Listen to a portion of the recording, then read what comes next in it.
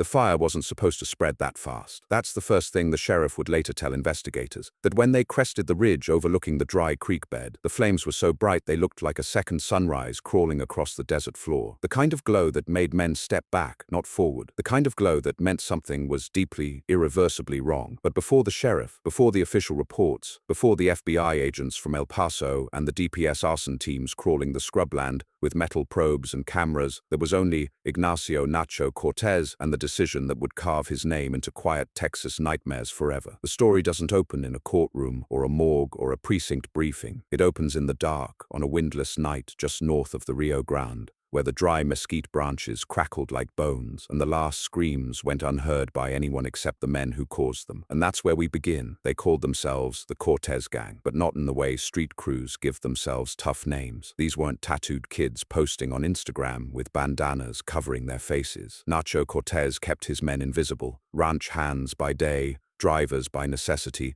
smugglers only when the price was right. Most of them were in their late 20s, some older, some barely out of high school. Men shaped by dust, distance, and the kind of poverty that didn't feel like struggle so much as inheritance. Nacho had rules, 3 of them, and everyone who ran with him knew them like scripture carved into the desert stone. Rule 1, never move product yourself. Rule 2, never get seen. Rule 3, never betray a deal, even if the other side does first. You settle that later, quietly, surgically. Those rules were why he survived, why his crew survived, and why the cartels on the other side of the river tolerated him. Not respected him, not welcomed him, tolerated. Until someone in his own crew broke Rule 3. And that's how 33 cartel scouts ended up in a dry gulch with their trucks, tied, beaten, doused, and torched, in a scene so brutal the Texas Rangers who arrived first refused to talk about it afterward. Some quit, some didn't come back to work for months. One moved to Arkansas entirely, but the investigators would eventually trace it all back to a single night, a single border crossing, and a single betrayal that seemed too petty to ignite a massacre. Yet it did. Earlier that week, the desert had been calm, obscenely calm, the kind of quiet that made seasoned men uneasy. The Cortez crew ran small stuff, mules, migrants, stolen diesel, sometimes stolen vehicles ferried through washed-out cattle trails between Eagle Pass and Laredo. Nothing heavy, nothing flashy. The cartel scouts on the Mexican side usually ignored them. They knew what Nacho's people were, gnats, annoying but predictable. But on a Tuesday night during a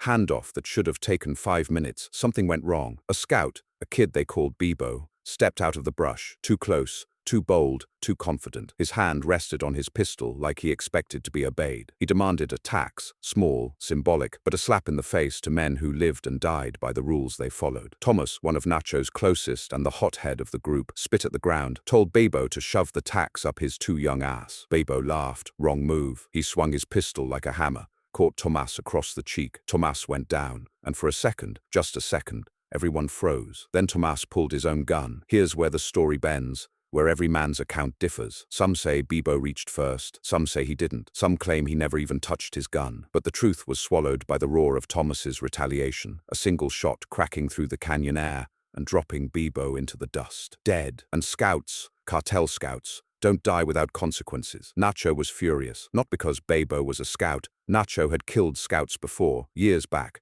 over more or less the same kind of insult, but because Tomas pulled the trigger without permission, without thinking, without the calm that Nacho built his little empire on. Now the scouts assumed it was a message, a provocation, a declaration. And once scouts assume something, the cartel assumes something. And once the cartel assumes something, retribution starts walking toward you long before you even know it's coming. Nacho knew they had hours, maybe days, maybe minutes. He would later tell a confidant, a man who eventually spoke to federal agents, that he felt something snap inside him that night. Something old, buried deep. It was like someone pulled the brakes off the world, he said. Everything started sliding. The next 48 hours would become some of the most violent in Texas border history, unofficially of course, because none of what happened would ever make it to the news in the way it deserved. None of it would ever be acknowledged publicly by the agencies that tried to cover it, sanitize it, bury it under paperwork and redactions. But the fact remains, 33 cartel scouts died in a single event, burned alive, in Texas soil, and Nacho Cortez orchestrated every second of it. But before the flames, before the rope, Before the ambush, there was the scramble, the frantic, desperate, ruthless scramble to find an advantage before the cartel's scouts came storming north looking for blood. Nacho gathered his crew, 9 men, some drunk, some exhausted, all terrified beneath the bravado they'd built around themselves like armor. Thomas, bruised and shaking, stood with dried blood on his jaw. Everyone glared at him, but no one spoke, not yet. They met in the barn behind the old Gallagher ranch, the place where they stored tools, tires, stolen plates, jugs of diesel, and crates of ammunition that Nacho pretended didn't exist. The air smelled like oil and dirt, and the hum of cicadas outside grated against the rising tension like a saw blade. Nacho didn't shout. That was the thing about him. When other men raised their voices, he lowered his. When others panicked, he sank into stillness. That stillness was more frightening than rage. "We have 2 options," he told them. "Run or retaliate." "Retaliate?" one of the younger men whispered. "Against who? 30? 40 scouts?" 33, Nacho corrected quietly,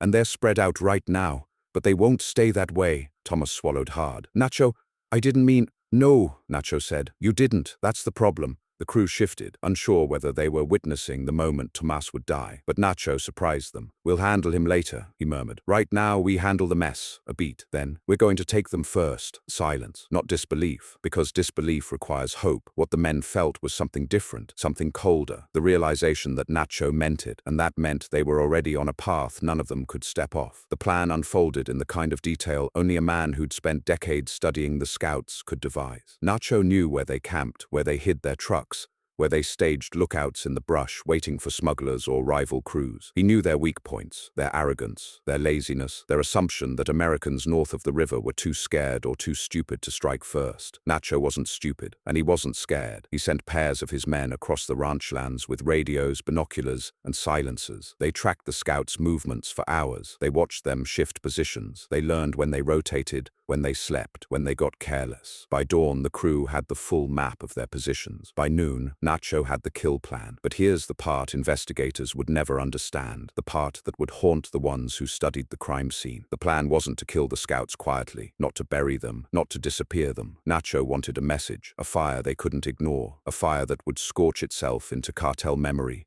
into Texas folklore, into whatever mythos the borderlands carved out of whispered terror. He didn't want them dead. He wanted them obliterated. Everything that followed would unfold so brutally, so methodically, so efficiently that some federal reports described the event as military-adjacent precision. Others used a different phrase, a massacre with intent. But that comes later. For now, the last sunlight of that day was sinking behind the cliffs, casting long red shadows across the creek bed. The Cortez crew crouched behind mesquite bushes, engines idling low, headlights off. Sweat rolled down their necks despite the cooling air. The tension was a living animal among them. Nacho stood in front of his truck, one foot propped on the bumper, arms crossed loosely, calm, unreadable. He listened to the radio chatter. 1 scout camp compromised, 3 trucks spotted, 11 bodies confirmed in the area, more approaching. He nodded, murmured, "Good." Then he gave a single order that would send shockwaves through the border for the next decade. "Round them up." What happened over the next 3 hours would never be spoken of openly by the surviving men. Not in bars, not in prisons, not even in confessions when the weight of the guilt finally broke them years later. But the fires, the screams, the ropes, that's the part the investigators discovered in the ashes, and the part we'll step into next. The desert at night has a way of swallowing sound. It's like the world forgets how to echo. Even the coyotes go quiet when violence is coming. And that night, the night the Cortez gang moved, the silence was so deep that the men later swore they could hear their own blood ticking in their veins like wristwatches. Nacho checked his watch once, only once. Then he tapped the hood of his truck twice, a signal his crew knew as well as their own names. Move. What followed wasn't a firefight. It wasn't the chaotic exchange of bullets you see in movies. It was something far colder, a coordinated sweep across miles of ranchland, where small pockets of cartel scouts were isolated one by one and sealed into their own fates. The scouts were never prepared. They were used to ambushing, not being ambushed, used to intimidation, not counteroffensives, used to the assumption that Americans north of the river wouldn't dare strike first. But ignorance is a dangerous blanket. It smothers you before you realize you're asleep, and the Cortez crew took full advantage. The first capture happened near the old fence line behind Rucker's property, an area cartels used as a staging point because the brush provided natural cover. 2 scouts, maybe 19, 20 years old, kids with guns and too much confidence. They were smoking, joking about girls back home. One of them had a radio clipped to his vest, and his finger traced lazy circles on the antenna, the way men do when they're bored but need something to fidget with. They didn't hear the crunch of gravel behind them. They didn't notice the flashlight beams click off one by one in the dark, the way predators dim their presence before striking. Then a whisper, "Don't move." The scouts spun, but before their hands could even brush their holsters, rifle muzzles were pressed to the back of their skulls. Plastic zip ties snapped around their wrists. They didn't even have time to scream. They were gagged, dragged, thrown into the back of a truck with a tarp over them. Their boots kicked against the metal, thudding like muffled heartbeats. 2 down, 31 to go. Elsewhere, near the river bend, another group of scouts wasn't so lucky. These were older, men who'd survived border skirmishes, who'd seen the inside of cartel safe houses and the backside of interrogation rooms. Men who didn't scare easily, but even they weren't prepared. Nacho had positioned 2 sharpshooters on the ridge. When the scouts came into view, 4 of them, headlights sweeping across the sand, the sharpshooters took a slow, synchronized breath. 1, 2. The first shot shattered a truck window. The driver slumped sideways, skull blooming against the steering wheel. Panic. The second scout reached for his radio. The second shot clipped his wrist, sending the device clattering into the dust. The sharpshooters worked quietly, precisely, like men clocking in for a job they'd done too many times to count. 3 of the scouts were incapacitated within seconds. The 4th tried to run, weaving through mesquite bushes, breath ragged. He made it maybe 40 feet before another pair of Cortez men intercepted him, slamming him to the ground and zip-tying him until his hands turned purple. By the time the engines shut off and the dust settled, 5 more captives were hauled back to the trucks. 7 total. The night still had hours left in it. The captures continued like that. Sharp bursts of violence, followed by eerie calm. A scout camp at a windmill tank taken down without a shot fired. A group of 3 caught while trying to radio their commander. Another pair ambushed while relieving themselves behind a cluster of boulders. Every hour the count grew. 12, 14, 19, 22. No one died. Not yet. Because Nacho didn't want bodies. Not scattered ones. Not messy ones. He wanted them collected, contained, delivered. He wanted every scout tied up in the same place so they could understand the magnitude of what was happening, not just through pain, but through witnessing. By 3:17 a.m., according to later reconstructed timelines, the first truckload of captives arrived at the dry creek bed of Highway 277, the location that would later be immortalized in incident reports as Site Zero, a long curved gouge in the earth lined with rocks and dead brush, invisible from the road unless you knew exactly where to look. Over the next 2 hours, more trucks arrived, one after another, each bringing bound, gagged men with blood on their shirts and dirt in their hair. Some scouts were bruised, some concussed, some had broken ribs from resisting. Others sat perfectly still, heads bowed, already accepting their fate. Cartel discipline teaches 2 things above everything else: obedience and silence. These men had both. By dawn, 33 scouts lay kneeling in rows along the dry creek bed. 33 figures in the darkness. 33 pairs of eyes above cloth gags. 33 men who realized too late that their assumptions about Nacho Cortez were dangerously outdated. And the Cortez gang, 9 men standing over them, faces made skeletal by the rising light, didn't speak, not yet, because Nacho hadn't arrived. They waited, the wind shifted, the sky purpled. Then headlights appeared at the ridge, slow, deliberate, unhurried. Nacho stepped out of the truck alone. The silence that followed was absolute. He walked calmly down the slope, boots crunching against the gravel. He kept one hand in his pocket, the other brushing the tops of mesquite branches as he passed, like he was strolling through his backyard, rather than toward 33 men whose deaths were practically written in the dirt. His crew watched him with a mix of fear and reverence. The scouts watched him with dread. Nacho didn't speak right away. He studied the men in front of him, really studied them, with the patience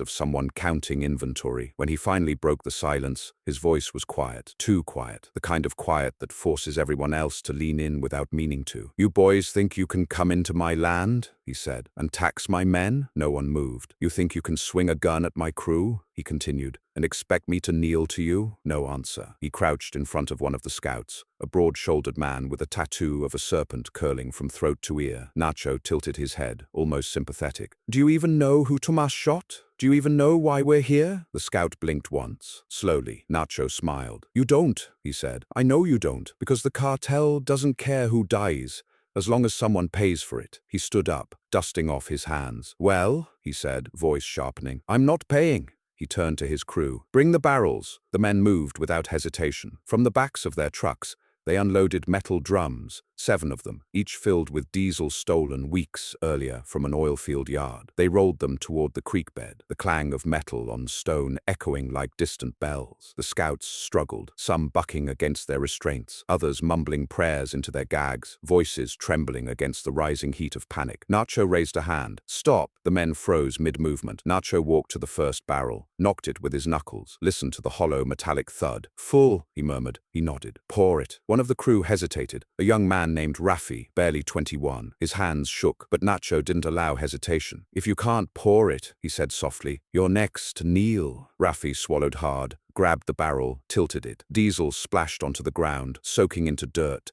seeping around the scout's knees. The smell spread fast, sharp, chemical, suffocating. Another barrel emptied, then another. The scouts writhed now, panicking in earnest. One managed to break the skin on his wrist, trying to slip a hand free. Another tried to headbutt the man behind him. It didn't matter. Zip ties don't break. Fear doesn't loosen them. Gasoline doesn't forgive them. Nacho watched everything with unreadable calm. When the last barrel was empty, he nodded. "Bring Tomas." The crew dragged Tomas forward, not roughly, but not gently. He was shaking. Shame and fear twisted his face into something younger, something smaller. Nacho walked up to him. "You killed a scout," he said. Without thinking, Tomas nodded miserably. "You put us here." Another nod. "You're the reason this morning is happening." A third nod. Nacho looked at him for a long moment. Then he handed Tomas a matchbook. "This is your consequence," he said. "You start it." Tomas stared at the matches as if they were a live grenade. "No," he whispered. "Nacho." But Nacho stepped closer, voice razor-thin. "If you don't light it," he murmured, "I will throw you onto the pile myself." The crew stood still. Even the wind held its breath. Tomas looked down at the matchbook. His fingers trembled as he slid a match free. He scraped it along the striker. It flared, a tiny flame, pathetic, insignificant, except it wasn't, because the moment he dropped it into the drenched dirt, the fire erupted so violently that several crew members stumbled back, shielding their faces. And the screaming began instantly, high, ragged, animalistic. 33 voices melted into one rising, horrific chorus that echoed across miles of flat land. The flames climbed fast,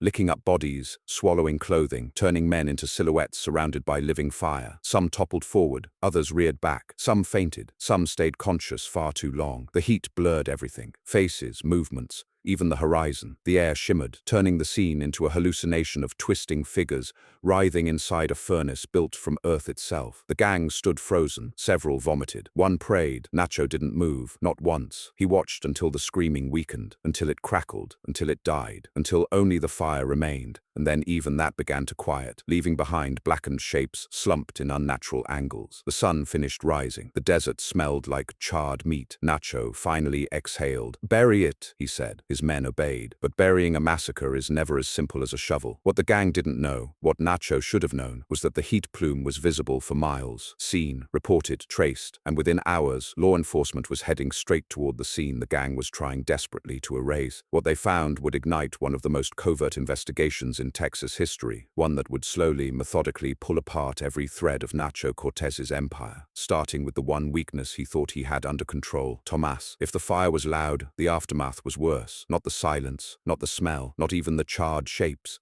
Cooling in the dust, it was the sound of shovels. 9 men digging in panicked, disorganized unison as the gray morning light stretched across the creek bed, revealing the full horror they had created. They were sweating, shaking, some crying without realizing it. They dug until their hands split, until their muscles locked, until the weight of what they were burying became more than physical. But the desert doesn't hide secrets. Not well, not for long. And this massacre, 33 burned scouts, would not be the kind of thing the land simply swallowed, even if the Cortez gang believed it might, even if Nacho convinced himself he could still walk away from what he'd orchestrated. That illusion lasted exactly 42 minutes. 42 minutes until the first county deputy driving Highway 277 saw something unusual. A thin, ghost-like plume of smoke rising from beyond the ridge, carrying with it an odor he couldn't place at first. Something chemical, something metallic, something wrong. He followed it, and everything unraveled. The deputy arrived just as the Cortez crew was dumping the last shovelful of dirt over the burial trench. 9 men, pickups, tools, scattered equipment, tire tracks everywhere, a scene that radiated guilt even from a distance. Nacho saw the dust cloud of the approaching cruiser long before it reached them. He didn't panic. He didn't run. He simply dropped his shovel, wiped his brow, and told his crew, "Follow my lead, say nothing." The deputy pulled up, stepped out. He was young, 25 maybe, with a fresh-pressed uniform and a righteous streak that would later get him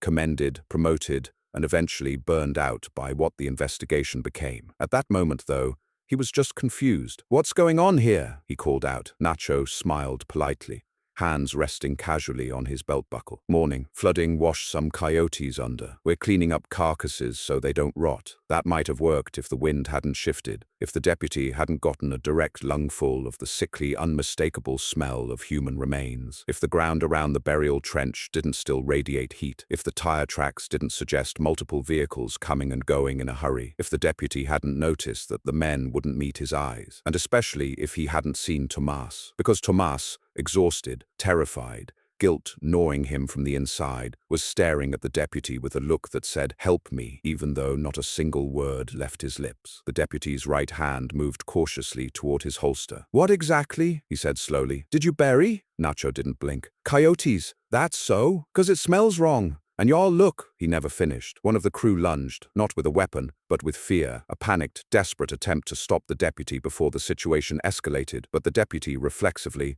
reached for his gun, and in that instant the entire balance of the morning flipped over like a flipped coin. Nacho reacted instantly, fast, too fast. He stepped between them, barking, "Stop!" and shoved both men apart. His tone cut through the tension like a blade, freezing everyone in place for a split second. But that second cost him everything, because the deputy saw the look in Nacho's eyes, the calculation, the threat, the lies swirling just beneath the surface, and he realized something terrible. These weren't ranch hands. This wasn't cleanup, and whatever was under that dirt was not coyotes. His hand settled on his gun again. "Sir," he said firmly, "I need all of you to step away from the pit." Nacho didn't move. His crew looked to him. The moment stretched. Then Tomas, shaking, sweating, guilt-ridden, whispered, "Nacho, we can't keep—" "Shut up," Nacho hissed. But it was too late. The deputy's eyes locked onto Tomas. He recognized the tremor in his voice, the fear. It hit him like a hammer. They had killed someone. He drew his weapon. "Hands where I can see them." The crew froze. Nacho stayed perfectly still. The deputy radioed in. "Dispatch, I've got 9 males and a burn site out by Ridge Creek. I need immediate—" Nacho moved, not with violence, not with intimidation, with surrender. Hands raised, calm tone. "Officer, you're making a mistake.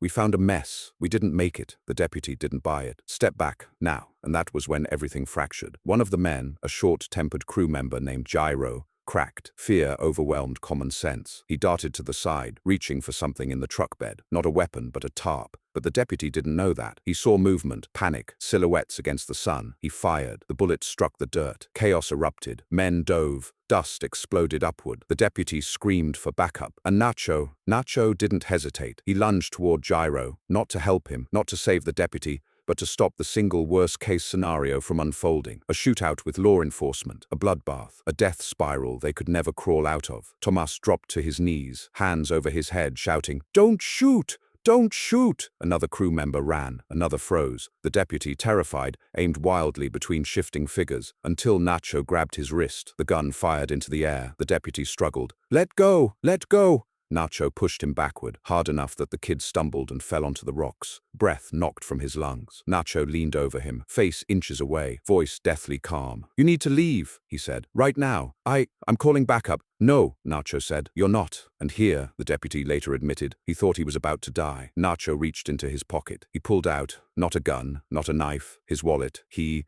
flung it at the ground next to the deputy. "Take it," he said. "Call whoever you want. But you get in your car, you drive away, you didn't see us, you didn't smell anything, and you don't come back." The deputy stared at him, shaking, confused, refusing. Then Tomas broke. He dropped to his knees beside the deputy, tears streaking mud down his face. "Please," he whispered, "please just go." The deputy looked at him, really looked at him, and saw a man drowning in guilt, pleading with the only authority figure in sight. That's what convinced him. Not Nacho, not fear, not the threat buried in the earth, but Tomas, cracking apart right in front of him. After a long, shaking pause, the deputy stood. He backed away, kept his gun raised, reached his cruiser, got inside, called for backup anyway. But Nacho had known he would, which is why he was already giving orders as soon as the cruiser's tires spun into the road. "Load up, leave the tools, take the plates off the trucks, split into pairs." Tomas staggered to his feet. Nacho grabbed his jaw hard. "You gave us up," he snarled. Your face told him everything. Thomas flinched. I'm sorry. Ricky realized it first. He watched as agents drove metal rods into the earth to test how deep the heat had gone, watched as dogs sniffed along the perimeter, watched as a detective lifted one of the burned rifles with gloved hands and said something that made all the lawmen turn toward the Cortez brothers, confirming, these are Cartel scout weapons. Jalisco. That explains the number of bodies. Ricky's blood ran cold. Jalisco did not forgive. Jalisco did not forget. Jalisco did not move on. He leaned his forehead on the window of the patrol truck, breathing fog onto the glass. God help us,